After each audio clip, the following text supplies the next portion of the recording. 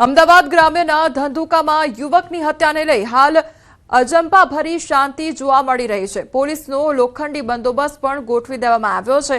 તો અમદાવાદ ગ્રામ્ય પોલીસે આ કેસમાં સ્પેશિયલ એસઆઈટીની રચના કરી છે, જેમાં એક ડીવાયએસપી, 2 પીઆઈ અને પીએસઆઈ સ્તરના અધિકારીઓ તપાસ કરશે અને જેમાં એસઆઈટીએ દર અઠવાડિયે પ્રોગ્રેસ રિપોર્ટ જમા કરાવવાનો રહેશે।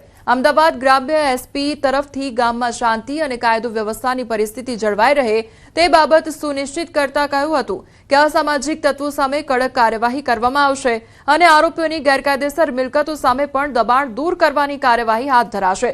આ તરફ મૃતક ધર્મેશ ગમારાના ભાઈ ગોવિંદ ગમારાએ મીડિયા સમક્ષ કબૂલ્યું હતું કે તેમના ભાઈ પર અગાઉથી જ ટાર્ગેટ કરવામાં આવતો હતો। બાઇક લઈને બાજુમાંથી નીકળ્યો, એમાં કંઈ મગજમારી થયેલી છે મારા ભાઈ સાથે, અને પછી એમાંથી કંઈ આ ભાઈ મારા ભાઈને છરી મારી દીધી જાંઘના ભાગમાં, અને જે સારવાર દરમિયાન તેનું મૃત્યુ નીપજ્યું છે। અને પોલીસ પરિવાર તરફથી એમને બહુ સારો સહકાર મળ્યો છે, એફઆઈઆર નોંધાઈ ગઈ છે।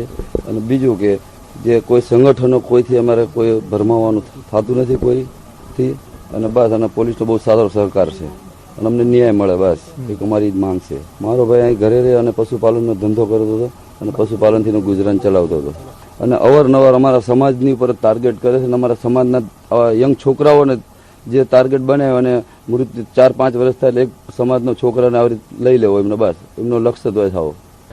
हमारी नाइट की जो कॉम्बिंग थी, कल लगभग हम 200 लोगों का एक टीम थी जो सभी एक एक घर हम जाके चेक कर रहे थे, और ये कॉम्बिंग की प्रक्रिया कंटिन्यूस चालू रहेगी जब तक कि हम सभी घर चेक नहीं कर लेते, जब तक कि सभी शंकास्पद लोगों को चेक नहीं कर लेते। और इसके साथ साथ ये सरकार का एक होल गवर्नमेंट अप्रोच के साथ इनका जो जहां जहां पे इलीगल दबाण है वो दबाण भी जो है हटाने की प्रक्रिया जो है हम चालू करने वाले हैं। ભારતીય ક્રિકેટ ટીમે તાજેતરમાં મેળવેલી ભવ્ય T20 વર્લ્ડ કપ જીતનો ઉત્સવ આજે સાળંગપુરના આંગણે મનાવાયો।